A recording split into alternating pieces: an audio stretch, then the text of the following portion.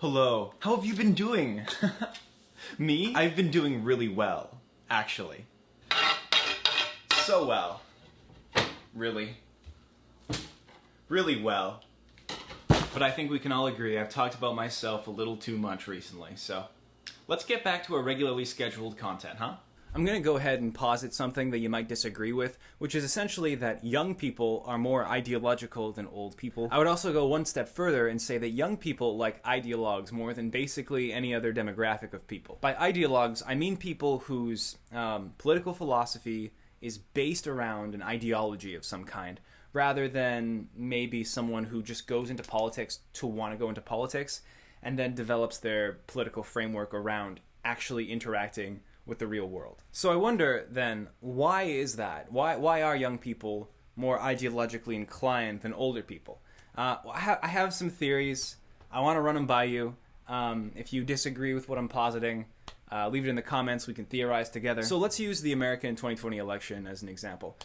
If you listen to what boomers are saying about the politicians, about Biden and Trump, it's very like, like, Trump is mean, so I'm not going to vote for him.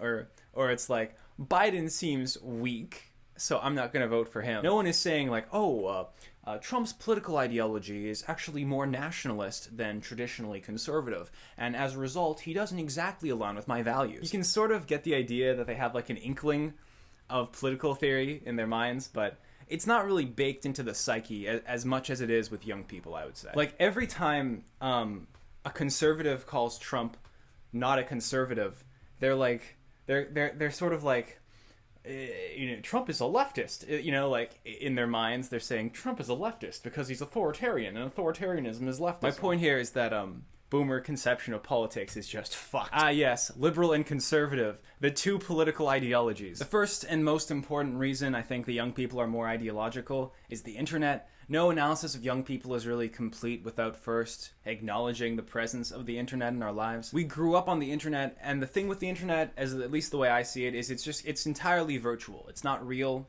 It's just ideas and abstractions. Normally, an ideology, when it manifests in the real world, runs into resistance as it manifests, as it takes physical form. I essentially view ideologies as like spirits or ghosts that inhabit people and manifest through the people. And that's not a bad thing. We all are possessed by certain ghosts. It's just which ghosts you're possessed by. You can't not be possessed by a ghost. You can just think that you're not possessed by the ghost, and in which case you're completely spooked. That's not to say ideas on the internet don't run into some resistance. The ideas aren't, it's not exactly like brain-to-brain communication. But it's much closer to brain communication than anything in real life would be. And because the internet is all this clown-to-clown communication, it's much easier for us to get ideologically oriented rather than oriented towards specific policies and the granular details, especially because a lot of what we're talking about are broad subjects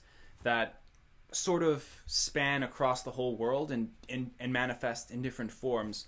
More specifically, the more granular you get. For example, an ideology of social democracy might take slightly different forms in the policies of two similar but ultimately different countries. So that's the main thing. The internet is mainly just pure ideology, and we spend all our time on the internet, and so we get more ideological. Young people, it's even politically involved young people, a lot of us, we're not going outside, well, I mean, yeah, we're not going outside, but we're also not going outside knocking door to door, saying, hello, sir, hello, 50 or 60-year-old sir, I'm interested in serving you as your community leader. I'd like to hear your concerns. It's much more in our heads. It's in our own heads, and then when we go on the internet and we exchange these ideas, it's in other people's heads.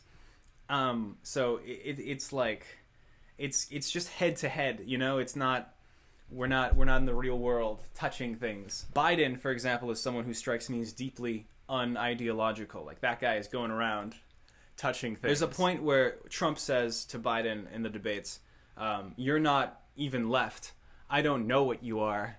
And that's pretty true. What is Biden's political ideology? Loosely, it is something along the lines of centrism, but the dude is really just like his political platform is more along the lines of, I will work with people, I'll shake hands on both aisles.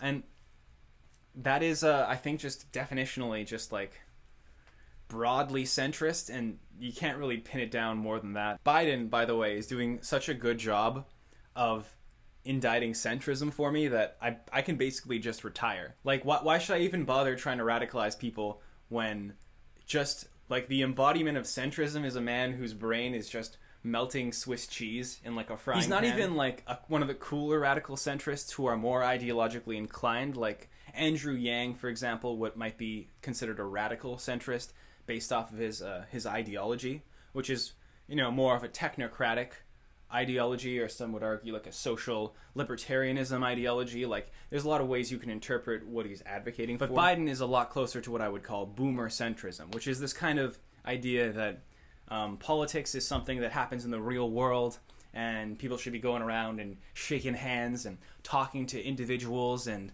kind of building your framework from the ground up rather than the top down. Young people tend to build more from the top down. This brings me to my next point, which is just youth in general.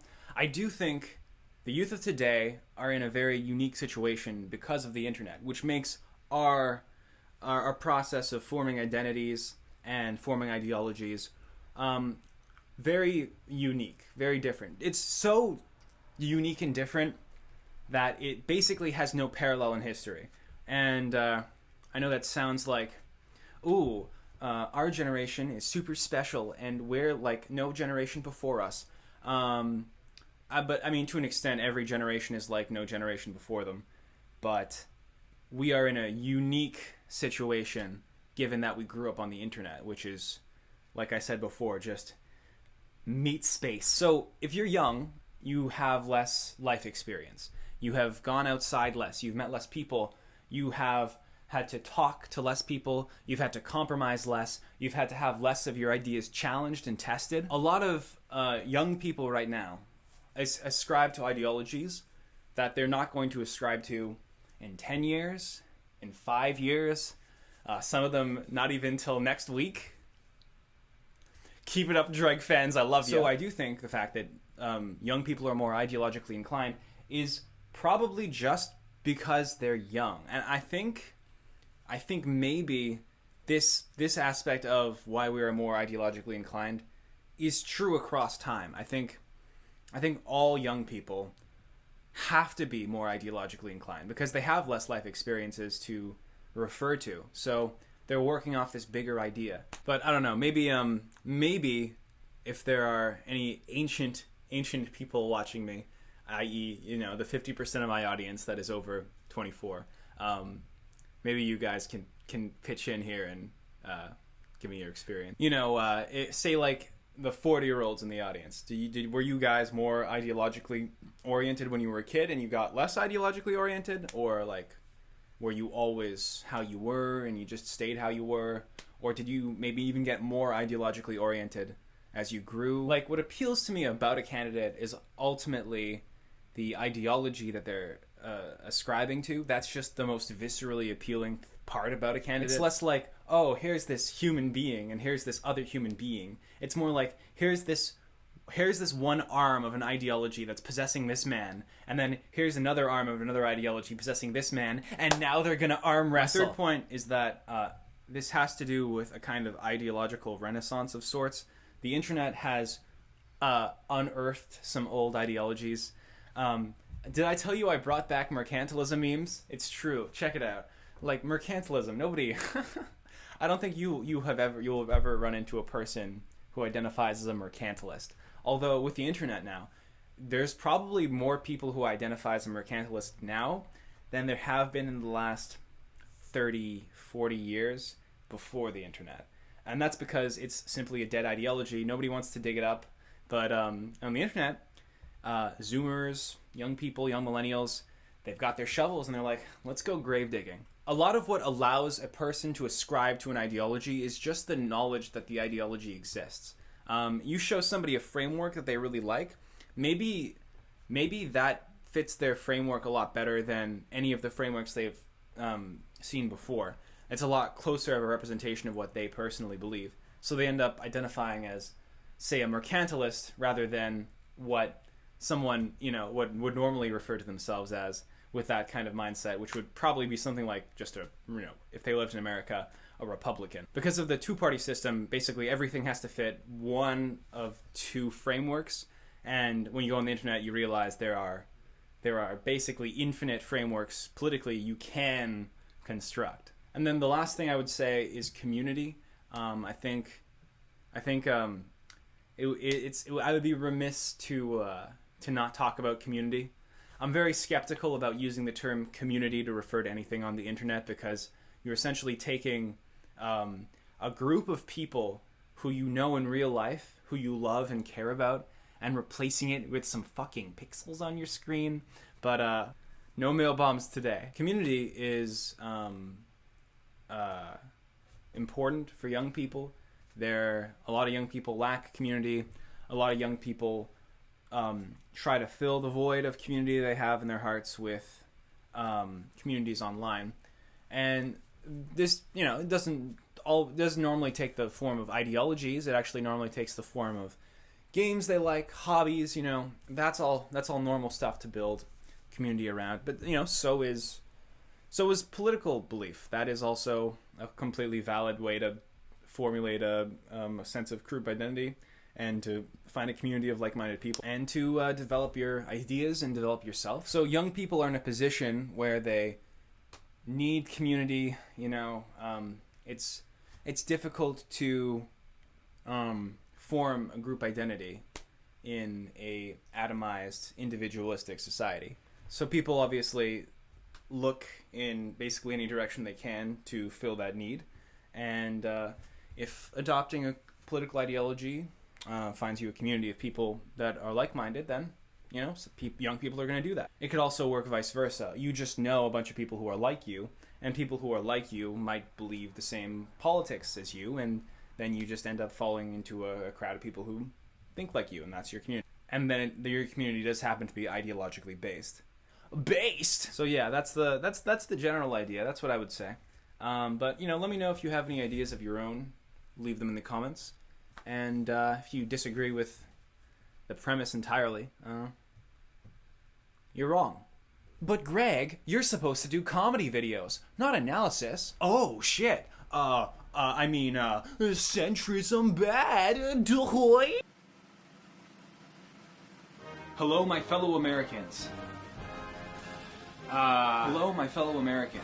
As a fellow American myself, I know a thing or two about the Second Amendment. It's the amendment that comes after the First Amendment and before the Third Amendment. Look, I don't want to flex on you too much with my gun skills, but here's just a taste. Bracka, bracka, bracka, bracka, bracka, bracka, bracka, bracka, bracka. But did you know spooky authoritarians are trying to take away your rights? Try to take away my rights, will you?